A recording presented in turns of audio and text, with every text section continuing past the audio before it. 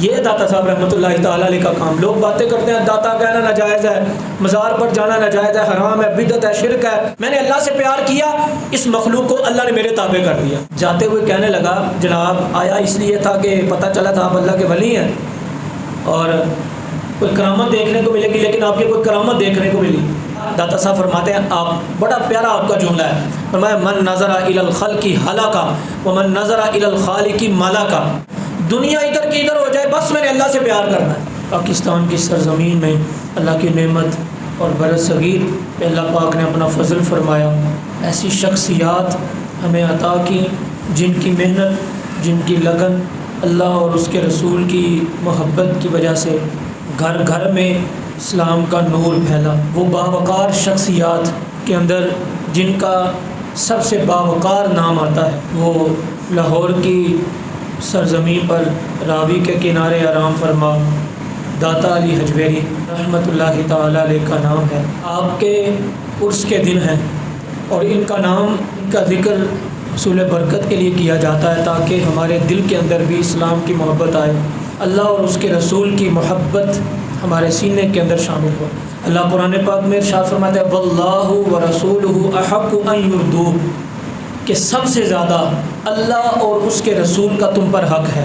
کوئی بھی دنیا کا کام کرنا ہے پہلے سوچنا ہے کہ اس میں اللہ کی رضا ہے کہ نہیں، اس میں اللہ کے رسول کی رضا شامل ہے کہ نہیں. دین کا کام کرنا ہے میں کیا اللہ اس کے رسول کی رضا کے لیے کر رہا ہوں کہ نہیں. یہ جو شخصیات اولیاء کرام بالخصوص داتا علی حجویری رحمۃ اللہ تعالیٰ علیہ، ان کی زندگی، ان کے لمحات، ان کا وقت، ان کے اعمال، ان کا کردار، ہر عمل کے اندر، ہر علم کی بات کے اندر، ہر سفر میں، ہر حضر میں، ہر سوچ فکر کے اندر بیک میں جو بھی بات ہوتی تھی وہ یہ کہ ہم یہ کام اس لیے کر رہے ہیں کہ اس سے اللہ راضی ہوتا ہے، ہم یہ عمل کر رہے ہیں اس لیے کہ اللہ کے رسول یہ کیا کرتے تھے. تو وہ ان کی زندگی کے لمحات ایسے گزر رہے تھے.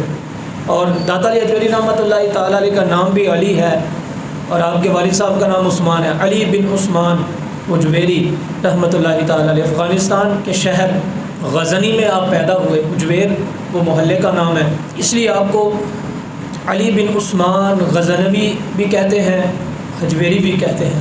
اب دیکھیں افغانستان کی سرزمین کہاں اور لاہور کہاں، یہ بیک گراؤنڈ اور یہ علاقہ ملتا نہیں. وہاں کی زبان ہو رہا ہے، یہاں کی ہو رہا ہے، وہاں کا رہن سہن ہو رہا ہے، یہاں کا رہن سہن ہو رہا ہے. لیکن آنے کا مقصد کیا تھا؟ اگر ہم اس کے پیچھے اس کی تاریخ کی طرف جائیں، کیا کاروبار کرنے کے لیے آئے تھے داتا صاحب؟ کیا یہاں پر کوئی رشتہ داری تھی؟ کیا کوئی دوست تھا اس سے ملنے آئے تھے؟ تاریخ کے اوراق پر نظر دوڑاتے ہیں تو پتہ یہ چلتا ہے کوئی دوست نہیں تھا آپ کا. یہاں پر کوئی رشتہ دار نہیں تھا، کوئی جان پہچان والا نہیں تھا، نہ کوئی نوکری کرنے آئے تھے، نہ کاروبار کی غرض سے آئے تھے.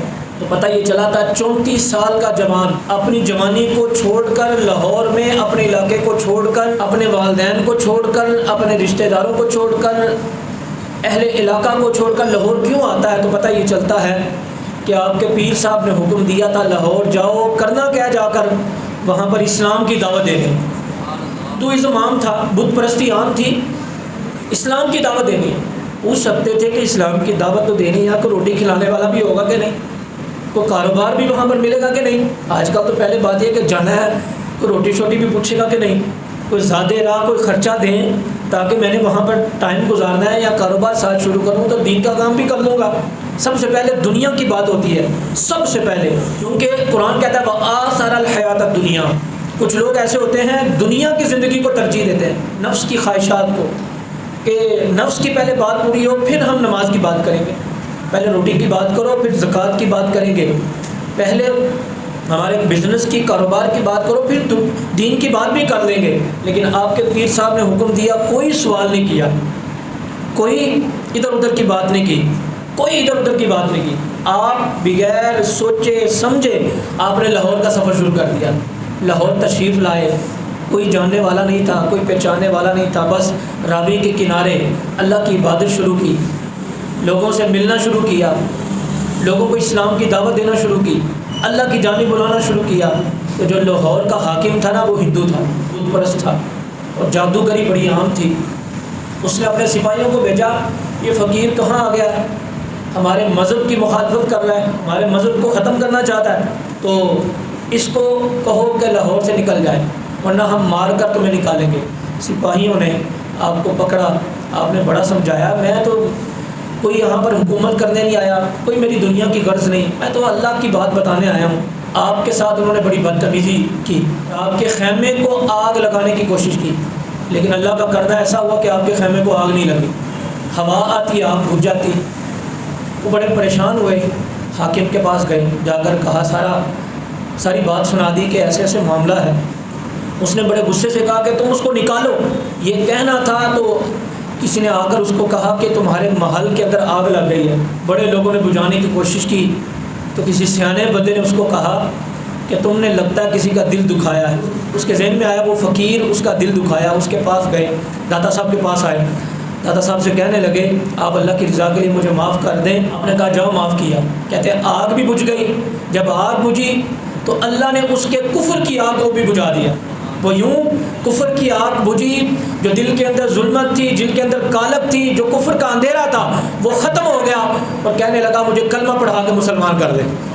یہ داتا صاحب رحمۃ اللہ تعالیٰ علیہ کا کام۔ لوگ باتیں کرتے ہیں داتا کہنا ناجائز ہے، مزار پر جانا ناجائز ہے، حرام ہے، بدعت ہے، شرک ہے، مزارات پر جانا اولیاء کرام کے۔ تو بھائیو کوئی خدا کا خوف کرو، کوئی تھوڑی سی شرم و حیا پیدا کرو کہ جنہوں نے کفر کو مٹایا، جنہوں نے ظلمت کو مٹایا، جنہوں نے بت پرستوں کو اللہ کی بارگاہ میں سجدہ کرنے پر مجبور کر دیا، کیا ان کا نام لینا چھوڑ دیں؟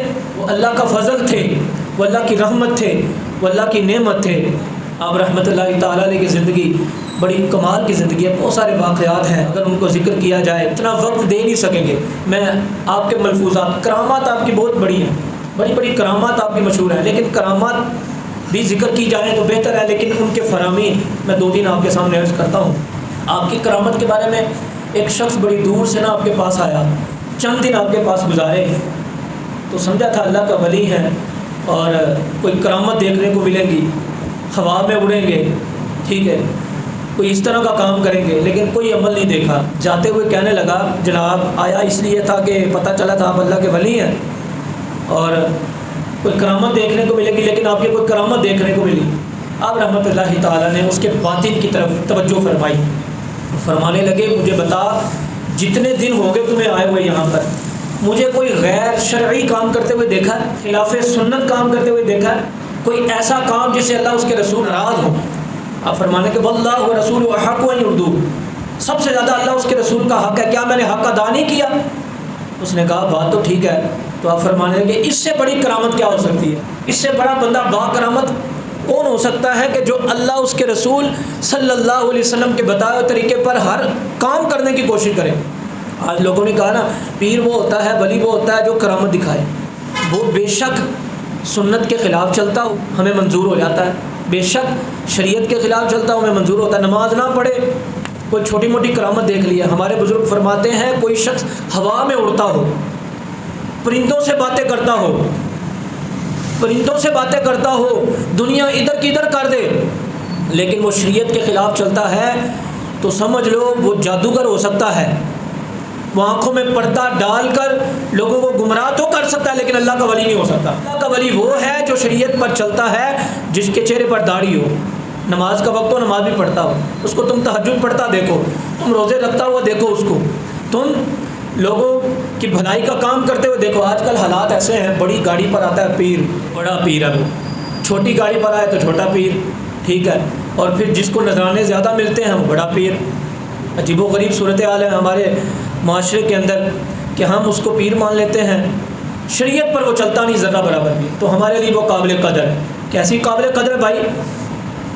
شریعت پر وہ چلتا نہیں ہے تو ہم اس کو قدر کی نگاہ سے دیکھتے ہیں۔ تو آپ رحمۃ اللہ تعالیٰ علیہ فرماتے ہیں، قرآن پاک میں اللہ نے ارشاد فرمایا وَتَبَتَّلْ إِلَيْهِ تَبْتِيلًا، فرمایا قرآن کہتا ہے ٹوٹ کر اللہ سے محبت کرو۔ ٹوٹ کر اس سے مراد کیا ہے؟ دنیا ادھر کی ادھر ہو جائے بس میں نے اللہ سے پیار کرنا ہے، میں نے اللہ کے رسول سے محبت کرنی ہے۔